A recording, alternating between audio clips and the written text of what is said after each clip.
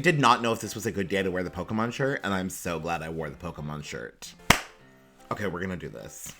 Hey friends, it's your good friend Tim Campbell-Smith, digital marketing trainer, teacher, and educator, and today I'm gonna talk about something I get asked all the time, especially now that I'm teaching digital marketing in higher education more often, which is how to create an agency. Where do you start when creating a digital marketing agency? Now, let's get one thing straight. Well, maybe not like straight, like gaily forward.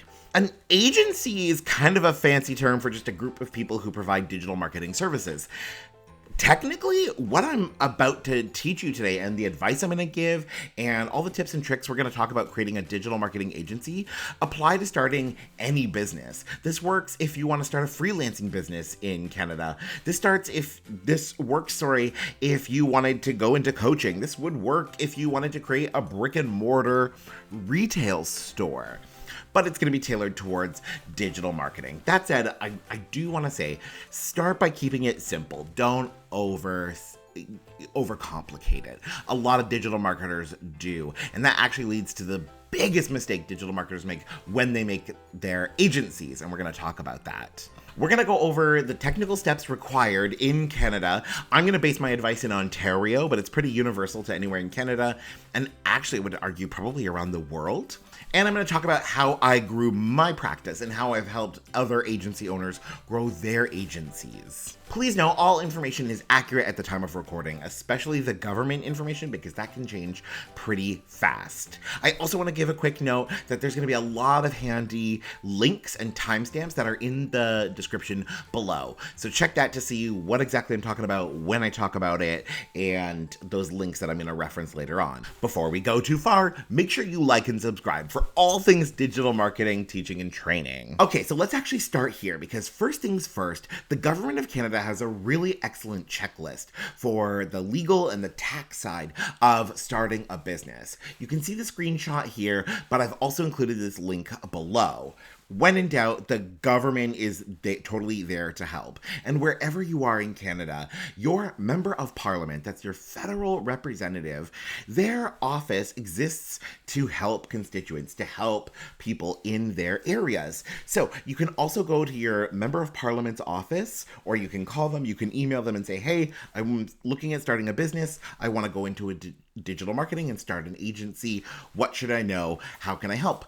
Or how can you help? Sorry. And they're going to have a lot of tips and tricks and advice. They also know funding sources. So you may be eligible for funding and they can help determine that. Now, when you create your agency, the first thing you're going to have to do is the legal legwork. You legally have to register and start the business. Included in the link below is the link for how to do this in the province of Ontario, but every province, every territory will have this.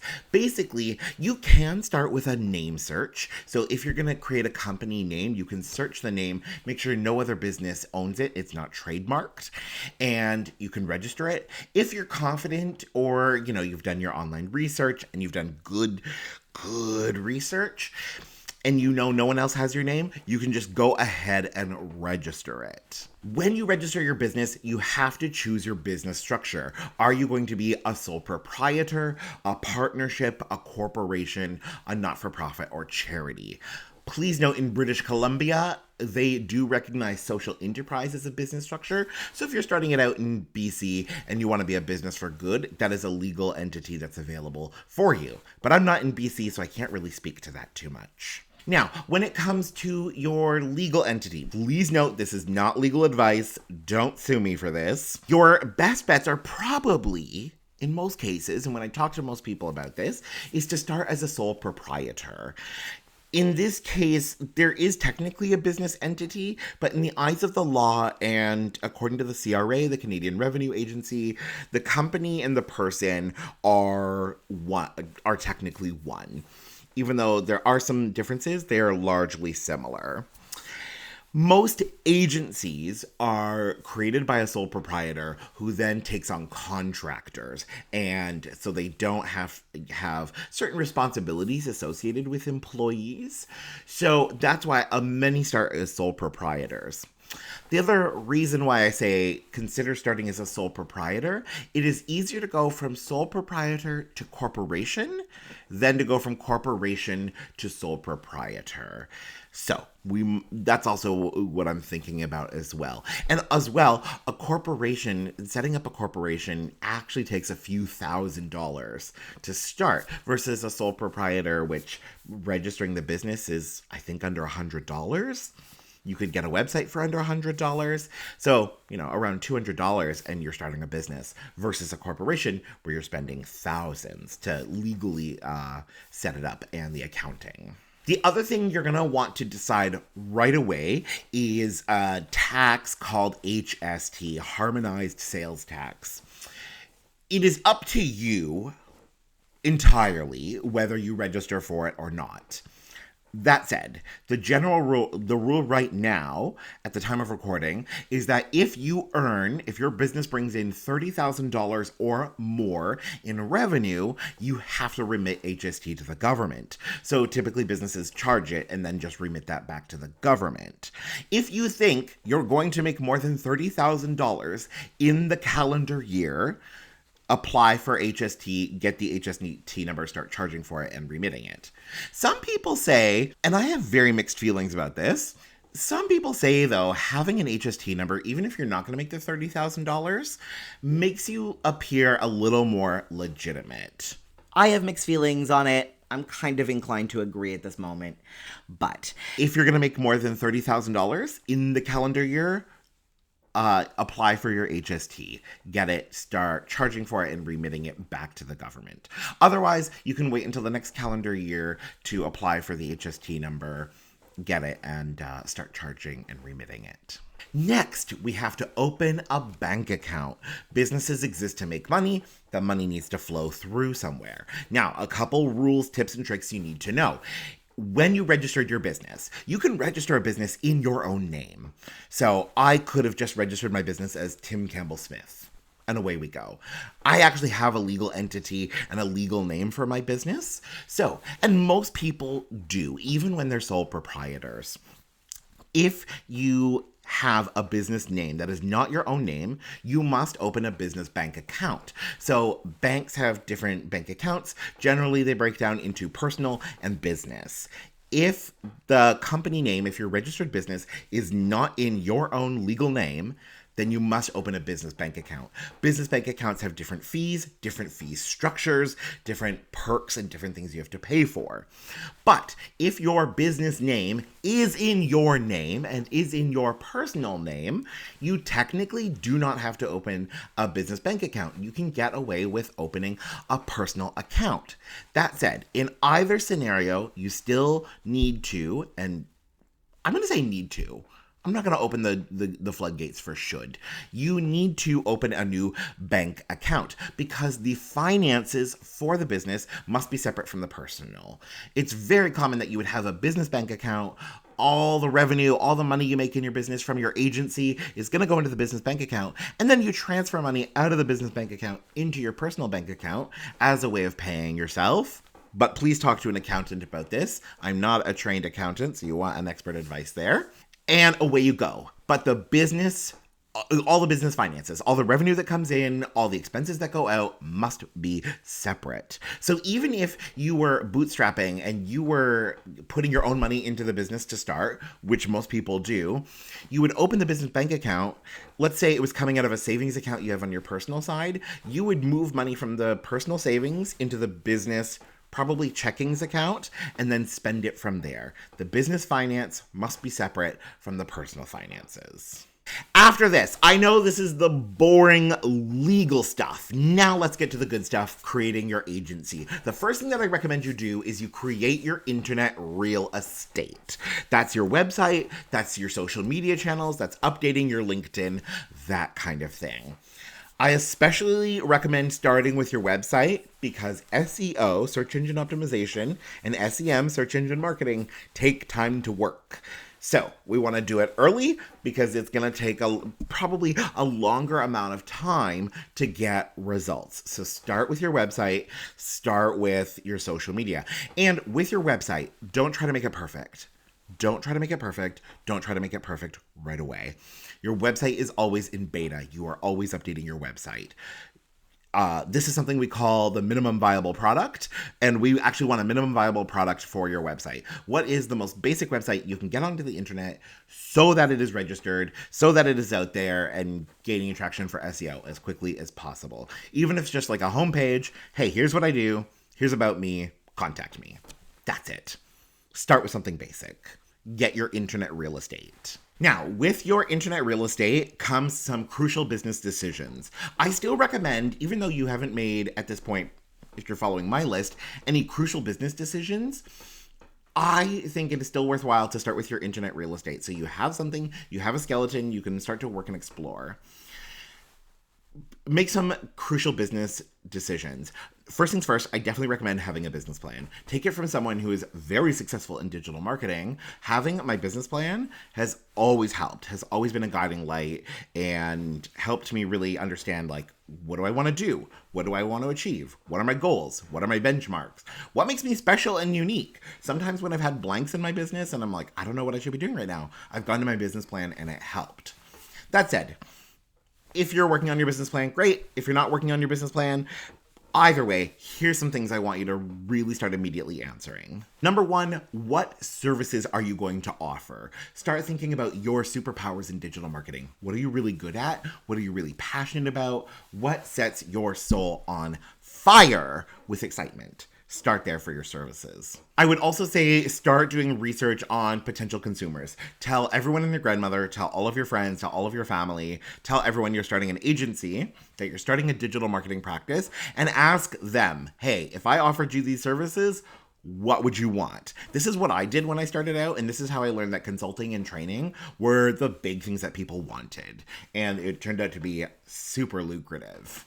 So start by asking people, if I offered you this service, or if I could offer you this skill set to solve this kind of problem, what would you want that to look like? And they'll tell you exactly what they want that service to look like. Next, and unique to agencies, I want you to start thinking about, are you just going to be one person? Are you going to be one person to start out?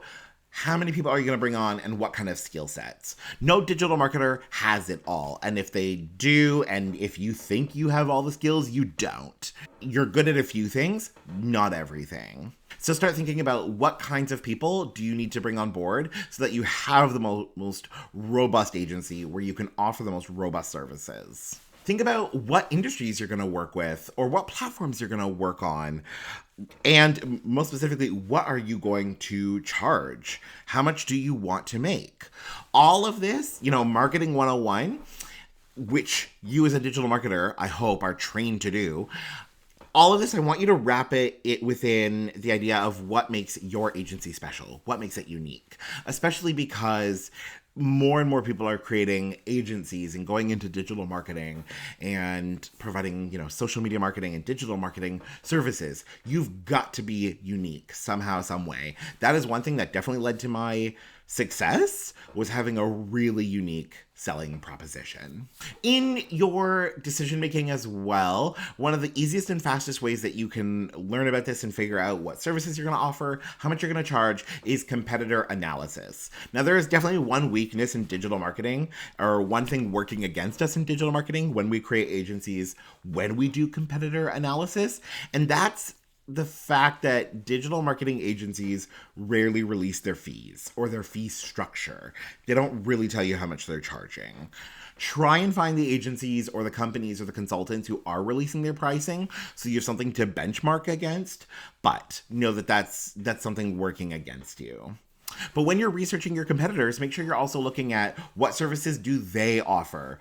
If they do list their fees, what kind of fees do they list? What's their internet real estate like? So what's on their website? What are they including? What are they not including? Also, do some searches for their names, their area of specialty, their geography, and their location, so you can see other things they're doing on the internet to garner attention. For example, if you were to search me out and search like Tim Campbell, digital marketing strategist, you'd see my Eventbrite, you'd see the places where I've spoken, you'd see the affiliations I have. So you'd be able to see like what kind of real estate am I building? And then you can try and build the same. Next, let's specifically talk about deciding your fees and deciding your services. Again, this is a tough one because a lot of agencies don't release, how they work or their fees, but there's a few benchmarks or a few things you can do right away to decide these things. One, start with what you're good at, what you're passionate about. If you love graphic design, focus on graphic design. If you love building websites, build websites. And then find other people who love other things that you maybe don't love or you don't want to do. And that also includes project managers and people who just kind of keep all the people in line and keep projects forward or moving forward, sorry. Maybe even sales. Next, when you're deciding fees, start as well with what you want to make. So what's the minimum you need to charge to make what you want to make? And I want you to think about, what are your expenses going to be? What is your overhead? If you have a 30% overhead, then you roughly need to be charging, $130, $140 an hour, so that, $40 of that covers expenses, and then you make the $100. But also remember that because even though you can say, I charge $140 an hour, you're not actually making $140 an hour. You're making $140 per billable hour, and you have to pay expenses on top of that. So just remember, numbers are rarely what they look like. This is also then when you would benchmark against other agencies, other consultants, other freelancers. You might want to look at Fiverr and Upwork to see what people are charging. But on those online freelancer platforms, look at the more expensive practitioners. Those platforms tend to encourage really cheap, and I mean that in the financial sense, not the quality of work, services that require a low investment offshore, and that's not who you're really competing against. Compete against people who are charging more. Or look at agencies that do list their publicly their fees and their pricing, and start to benchmark against that in deciding your fees. When it comes to deciding your fees as well, start pitching your fees to folks. You should have, and this is going to be really uncomfortable advice, you should have a little bit of resistance to your fees. When you decide how much you're going to charge, if everybody around you says, yes, that sounds like a great price, you're priced too low. You should have a little bit of resistance. Now, it's common to start low and go up. And that's the other thing with your fees, is decide when you're going to increase your fees. Always have a plan. Always have a plan for when you're going to increase your fees. But do your research. Make sure, for every 10 people you ask, at least one of them says, no, that's too expensive for me. And go up from there. Next, I want you to figure out your growth plan. First, start by deciding, what skill sets do you need? Which skill sets do you have and don't you have? Can you tell this is a recurring theme? And bring in other people. Also, because when you bring in other people can help you with marketing and advertising for your agency. Or, unique to agencies, figure out when you have to bring in other people. Is there a certain amount of work that you could take on that okay, now I'm at a point where I have to bring in other people? That's what happened to me. I had so much work, I was turning away work, and my wait list was over 2 months long, which I hated, my prospects hated, my clients hated, and that's when I knew, okay, I have to bring someone on. Decide your benchmarks when you're going to bring on someone new and how you're going to integrate them into daily client life. With bringing on new contractors or employees for your agency, also draft a contract for that arrangement. Remember, contracts are not for the beginnings of relationships, and they're not for when relationships are going well. Contracts are for the ends of relationships and when relationships end poorly. So make sure your agreement with your contractors, with your employees, includes things like confidentiality, non-compete, payment, terms of payment, terms of non-payment, and non-delivery of services. Get to know your contractors, your employees, their style, their ethics, how they work, what kind of work they enjoy doing, and also know when you would be terminating your relationships, contracts, and employees. I know it's less than positive. People don't love thinking about it, but it's important to think about the end of relationships as well, because that's usually where things go horrible in agencies. Now it is time to start growing your business. This is where I see digital marketers go wrong all the time. Digital marketers, and especially new ones and students, come to me and say, Tim, I want to start an agency. I don't know how to grow. You are trained to grow a business. You are trained to grow a business with online channels. Use your training this is what you are trained to do. Now, there are definitely also tools and strategies offline to help you grow. Not everything has to be digital or digital first, but you have lots of tools and opportunities to grow your business. Start with SEO, search engine optimization. Like I said when I recommended you start with your internet real estate, because that's going to take time. Be it blogging, be it keyword, like strategic keyword placements on your website. You just really go home, drive home excellent SEO and search engine marketing as well. After that, you could work on social media. And with social media, you could focus on producing excellent content people want to interact with. You can focus on engagement. You can focus on ads. You can do events, attending events, hosting events. You can do speaking. I think free webinars are a fabulous way to start getting eyeballs, to get attention, to provide value to people, but also to collect email addresses, because in digital marketing, we always want to be collecting email addresses. You could be networking, either networking online or networking in person. You could be doing email marketing, so setting up your email marketing as well, providing lead magnets, tripwires, funnels. Consider some PR, maybe working with an influencer or collaborating with businesses. Also, people ask me, should I work for free? I think if you're going to work for free to grow your business, I don't think it's a horrible idea. One, I say do it for those who need it most. There's a lot of charities and not-for-profits that need a lot of help. And they're usually pretty happy to provide a review or a testimonial. But only work for free in select cases and for a certain amount of time. This should not be a forever strategy, only an intro strategy. And even then, I see some new agency owners and new digital marketers kind of use it as a cop-out really early. I say only do that, only work for free if other efforts aren't working and aren't working early and you need to really kickstart things. So let me tell you how I grew my practice so we can get some real examples. First, and there's a reason why I keep driving home SEO and SEO early, I started working on SEO early. I started strategically putting keywords on my website, and my website is always in beta. I'm constantly updating my website, especially now as I've transitioned and changed my business. So starting with SEO early. Next, I did a lot of networking, and I mean A lot of networking. And let me tell you this, not all networking is created equal. I went to some horrible networking groups. I've also been part of some really fabulous and amazing networking groups.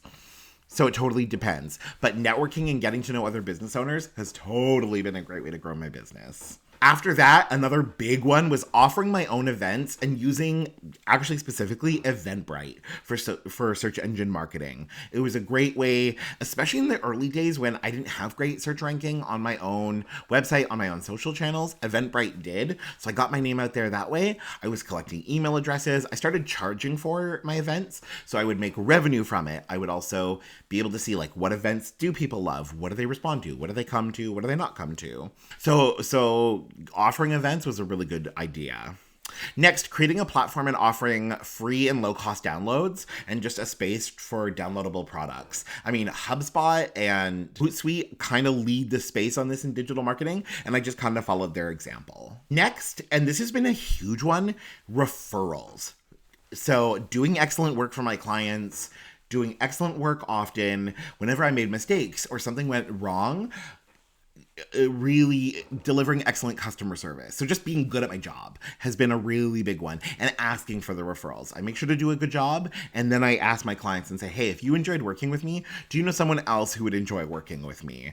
Or just doing such an excellent job that they referred to me on their own has been super helpful. Next, actually having a CRM, so a customer relation management tool where I track my leads and prospects, but also more specifically tracking, and mind you, this is once you start getting a few clients, tracking where most of my business comes from. Because I've been tracking that, I know most of my business comes from referrals, comes from SEO and Google searches, and comes from social media. So whenever I think about, like, okay, what should I be doing next in my marketing?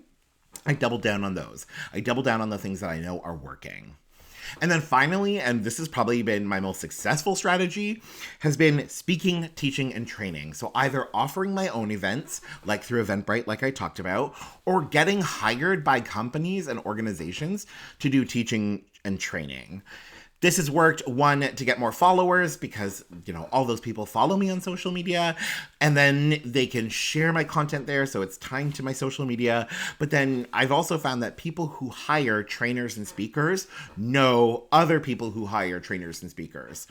And training and speaking has led to a lot of consulting. Consulting has led to a lot of training and speaking. So it's kind of this beautiful circular event where one feeds the other feeds that one, and then we have a closed loop. The final part of starting your agency is focusing on process. Ironically, as I've switched careers and changed up my business and how my business works, the first thing I've gone back to modify, to edit, and to make sure is perfect is process. So all the daily operations and how things work in my business. So make sure you have excellent processes that support the growth of your business. So processes include like onboarding and how I do consultations and how I onboard new clients. So for example, I have a standard form that I know the questions to ask and I know what to fill out when I'm doing a consult. And then I have a checklist of when a client starts with me, the documents I have to send them, the documents they have to send me. So it's a little more automated and it's a little bit faster and more efficient. I have a process for delivering services. I know exactly how to deliver my services and how to keep it going with continuity and flow. I have processes for how and when bookkeeping gets done, how finances get done, how sales and invoicing and receipt tracking gets done.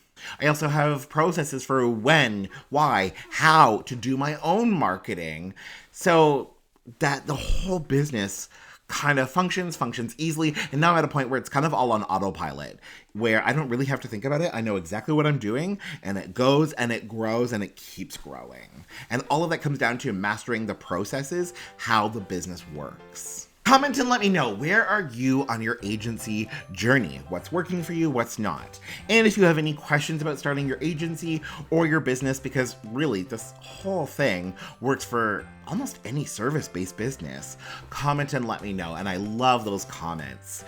Be sure to like and subscribe as well for anything and everything digital marketing, teaching, and training related. Thanks, friends. We'll chat soon.